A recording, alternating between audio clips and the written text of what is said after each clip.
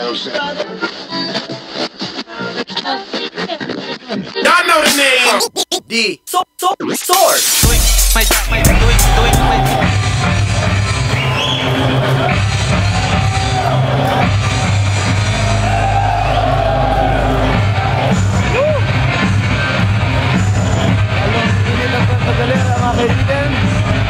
At tuwang-tuwa po ang mga taga-Tagalero dahil nandito na po ang boxing.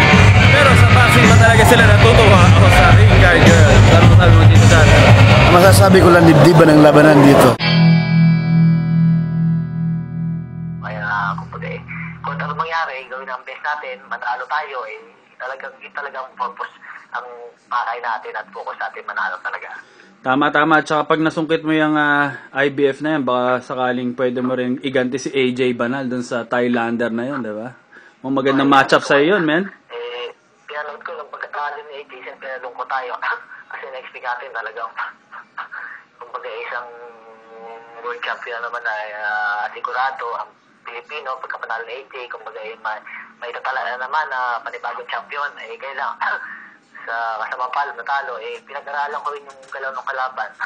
Kako talaga suited sa akin to na ilaban tong kalaban niya, pero hindi natin alam kung lalaban ba o siyempre matagal na proseso pa yan kasi nasa IBF tayo ngayon Oo nga focus tayo sa IBF ngayon Mukhang malakas yung malakas yung Thailander pero suited na suited sa'yo dahil ano lang siya isa lang hindi siya tumukombo, isa lang yung binabato niya. Ang bagal niya, tsaka yun nga ang bagal niya kumilos. Bagay niya manuntok at saka kumbaga yung talaga nakayuko lang siya. Tira lang sa kawalan yung mga ano niya yung mga tirano niya masuntok na tira sa kawalan Oo nga ang naging problema ni AJ sa laro yung tuhod niya kasi masyado niyang kumbaga may mga extra energy siya na Tama. extra energy kasi yung galing ka sa baba tapos magbuhatin mo yung kalabang pataas. Tama. Wala namang suntok. Tama. Mo ginagamit. Tuhod ang bibigay doon Tama. Totoo. Para bang ang daming extra motion na hindi kailangan kaya kinapos. Extra motion na wala namang gamit, di ba? Yeah, totoo. Pero tingin ko kung mag-rematch yan dalawa, tatalunin ni AJ yun.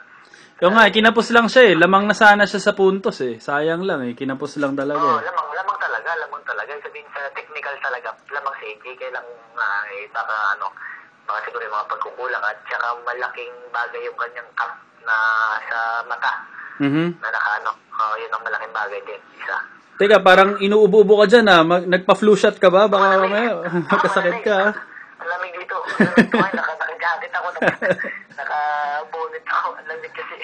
Mag-ano ka, man. Mag-Theraflu ka. Baka ikaw magkasakit. Mahirap. Lalo pa sa training. Oo nga. Kompleto ng vitamins. Kaya ko ng vitamin C.